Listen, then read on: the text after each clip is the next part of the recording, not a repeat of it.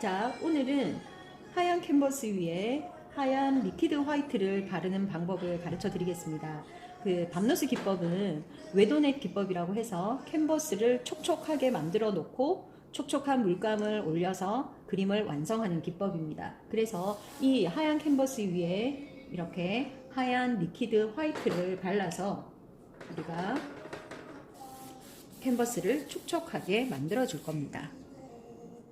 자, 먼저 설명 듣기 전에 좋아요, 구독하기 부탁드립니다. 하얀 종이에다가 하얀 물감을 바르면 우리가 육안으로는 표시가 잘 안 나요. 그러다 보니까 이게 그냥 막 바르게 되면 하얀색이 잘 안 보이잖아요. 그러면 여기에 발렸는지 안 발렸는지를 몰라. 그래서 이게 캔버스가 처음에는 작아서 좀 덜 발리고 더 발리고 괜찮지만 얘가 이제 커질 경우에는 덜 발린 곳이 많아지겠죠. 그러면 그림 그리다가 껄껄하고 막 그럴 거니까 이제 그래서 여기에다가 빈틈이 없고자 해서 처음에는 가장자리 중심으로 발라주시고 또 위쪽 가장자리 중심으로 발라주시고 또 이쪽 가장자리 그리고 이쪽 가장자리 이렇게 다 발라주신 다음에 중간에 X로 일로 또 발라주시고 그리고 또 이렇게 발라주시고 우리가 밤노스 같은 경우에는 실제로 밤노스가 막 물감을 씨가 다다다다 털고 하지만 우리 실정엔 안 맞잖아요. 그리고 이거를 이렇게 막 하면 이게 가루가 일로 다 튀어요. 이렇게. 그래서 그것도 있고 이제 골고루 바르기 위해서 우리가 가장자리에 다 발라놨었죠. 바른 아이를 밖에서 안으로 쓸어내리면서 메꿔주는 거예요. 그러면 촘촘하게 다 메꿔지겠죠. 그 다음에 가쪽에 있는 아이, 가장자리에 있던 아이를 또 안쪽으로, 센터 쪽으로 중심으로 쓸어주는 거예요. 그리고 또 이쪽에 발랐던 아이는 이쪽으로 이렇게 넣어주는 거예요. 그죠? 가장자리로. 그러면 아래쪽도 마찬가지. 아래에서 안으로. 그러면 우리가 흰색에다가 흰색을 발라서 어디가 발랐는지 별로 눈으로 육안으로는 표시가 안 나요. 그죠? 그래서 그러면 얘들이 진짜 잘 발렸나 확인을 해야겠죠. 그러려면 이제 5손가락으로 자, 이거를 여기 먼저 찍어도 되고 여기를 먼저 찍어도 되는데 내가 기억하고 있으면 돼요. 자, 1번, 2번, 3번, 4번, 5번 이렇게 해서 짠 했을 때 하얀 동그라미가 정확히 나오면서 지문이 까슬까슬하게 드러난 거. 근데 여기 같은 경우에는 하트도 좀 연하죠. 이 동그라미가 좀 연하죠. 연하면 여기는 좀 약한 거. 여기에는 적당한 거. 나머지도 좀 다 적당하게 됐어요. 근데 이제 이런 경우에는 좀 진한데 지금은 적당한데 여기에서 지문이 뭉개졌다. 그러면 양이 많은 거예요. 그리고 여기가 조금 부족하다. 그러면 여기가 어디였지? 여기였다. 그죠? 그러면 여기는 조금 더 이렇게 더 발라주시면 되는 거예요. 그죠? 그리고 만에 하나 여기가 좀 많았다. 그러면 여기야. 그러면 여기는 좀 쓰담쓰담해서 쓸어내주시면 돼요. 그러면 이제 5손가락으로 골고루 발렸는지가 파악된 거죠.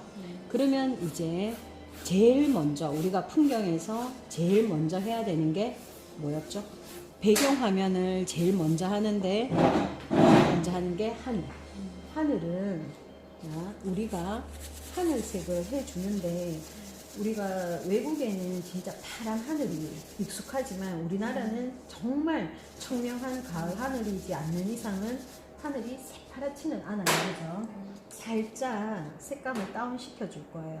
톤 다운을 살짝 하기 위해서 그 방법은 검정색을 좀 섞는 방법이 있고 또 한 가지가 뭐랬더라? 기억나세요? 보색. 보색을 약간 섞어준다.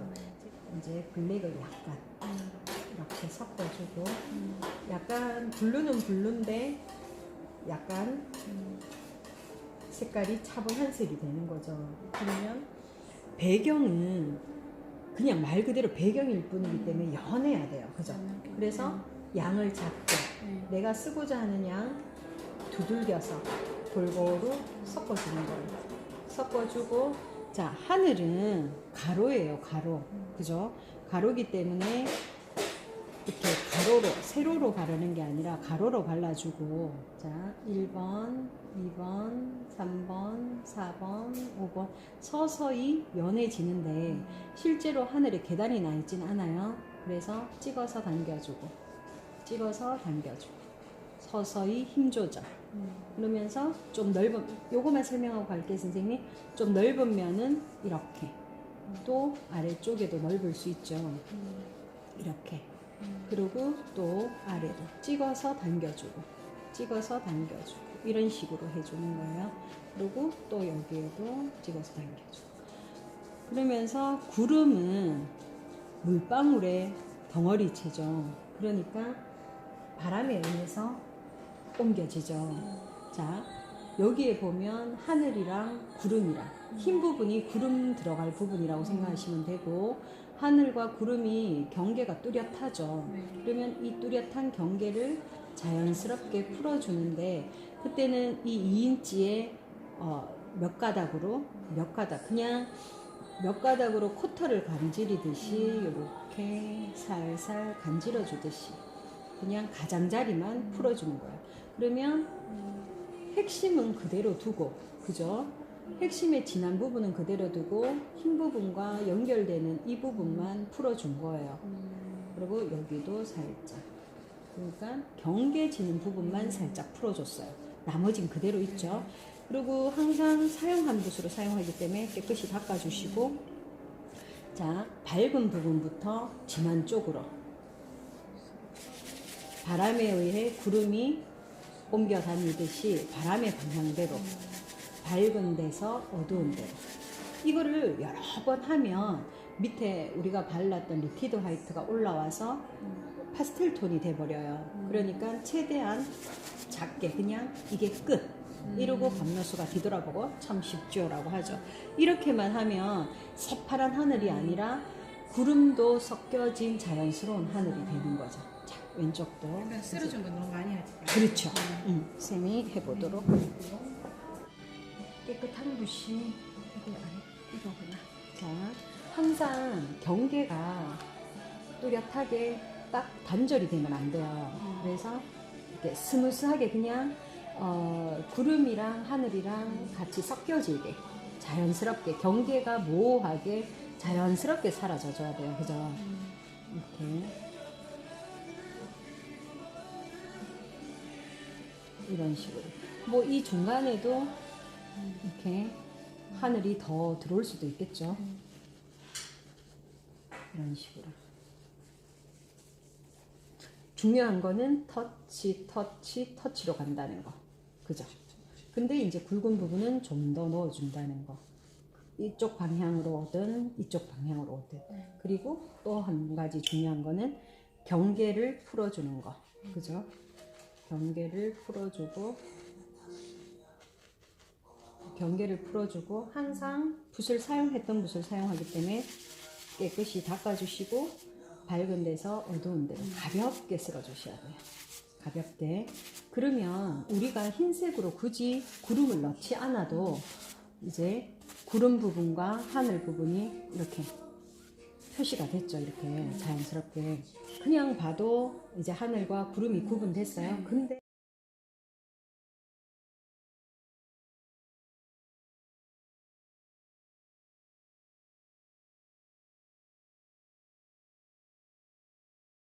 구름을 그릴 때, 자, 구름을 여기 하얀 부분에다가 흰 거를 찍으면 잘 안 드러나죠.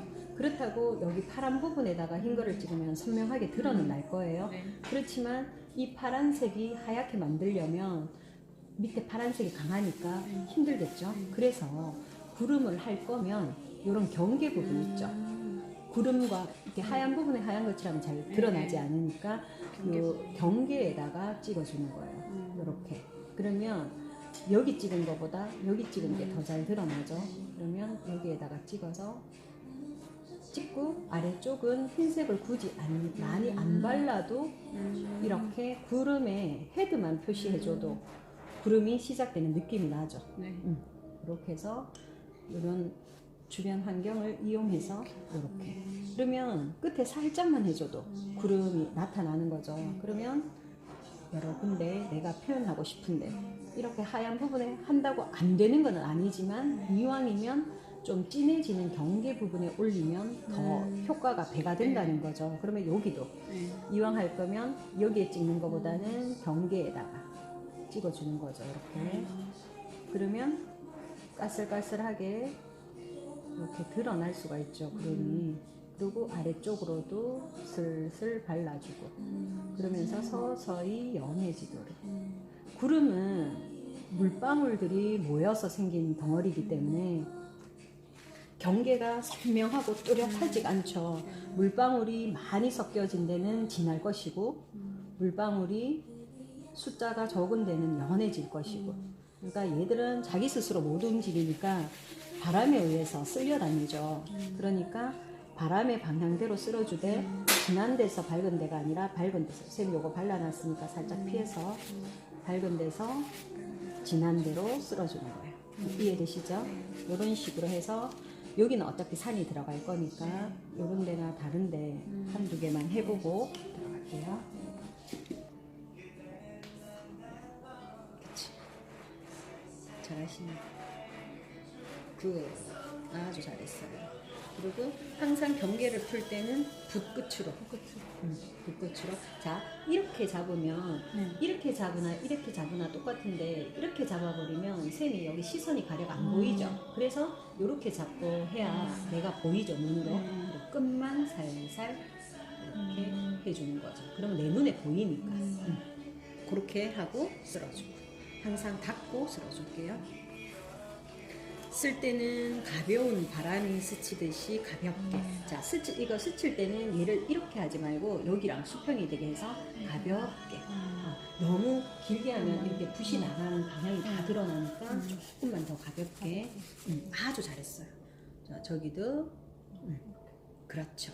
붓끝을 이용해서 쓸어주시고, 끌어쓰시고, 자. 수평으로 해서 바람이 날리듯이. 그렇죠. 끝. 이제 오늘은 구름 그냥 한번 맛보기였어요. 그죠? 이제 쉽죠? 근데 살짝 이 헤드만 딱 해주면 구름에 들어가는 방향이 다 이제 드러나죠. 근데 이제 여기에서 우리가 기법을 배운 거고 여기에서 이제 선생님이 좀 더 능숙해지면 이제 이런 걸 지적할 수 있겠죠. 똥똥똥 다 똑같이 이렇게 나열되면 조금 부자연스러운 거죠. 왜냐하면 너무 규칙적으로 너무나 계산된 구름이기 때문에 그럴 때는 이제 슬쩍 막 지우고 그러실 필요 없이 다른 데다가 연장을 해주면 돼요. 그러면서 변화가 생기는 거죠. 이런 식으로 슬쩍. 구름은 이렇게 만들어진 예측된 게 아니라 뭐 이런 구름도 있고 저런 구름도 있고 자기 마음이잖아. 구름의 마음이잖아. 뭐 이렇게 물방울이 많이 모여 있기도 하고 작게 모여 있기도 하고 자기들 마음이니까 그런 자연스러움을 표현해 주면 되는 거예요. 근데 이렇게 너무 계산된 똑같은 방향으로 오면 사람들이 저 뭐지 좀 지겹다라는 생각이 드는 거죠. 여기 끝에 흐려주시고 쓸어 올려주시고 그 차이라고 보시면 돼요. 아주 잘하시네. 그래서 끝부분부터 바람이 날리듯이. 자, 이것도 쓰실 때 이렇게 해서 길게 한 번에 가지 말고 부드럽게 이렇게 쓸어주시면 돼요. 요 고름할 때 요렇게 하셨어요? 그러니까 단계적으로 이제 항상 구름은 하늘은 수평이죠. 그래서 이게 조금 기법으로 인해서 테크닉으로 인해서 좀 더 효과가 배가 되라는 거지. 이렇게 바른다고 해서 무조건 틀렸어요는 안 된대. 이렇게 해서 사선이 생기는 것보다는 하늘은 좀 가로로 넓은 느낌이 나니까 수평으로 이렇게 표현해 주는 게 좀 더 넓은 느낌이 나겠죠. 그래서 옆으로 하라는 거니까. 이렇게 그렇죠. 이거 하니까 훨씬 낫네요. 그렇죠. 오늘 이제 구름을 처음 맛본 거고 이제 좀 익숙해지다 보면 구름도 정말 종류가 많잖아요. 양떼 구름도 있고 뭐 정말 새 깃털 모양 구름도 있고 많잖아요. 그러한 다양한 구름도 이제 그릴 수 있게 되는 거죠.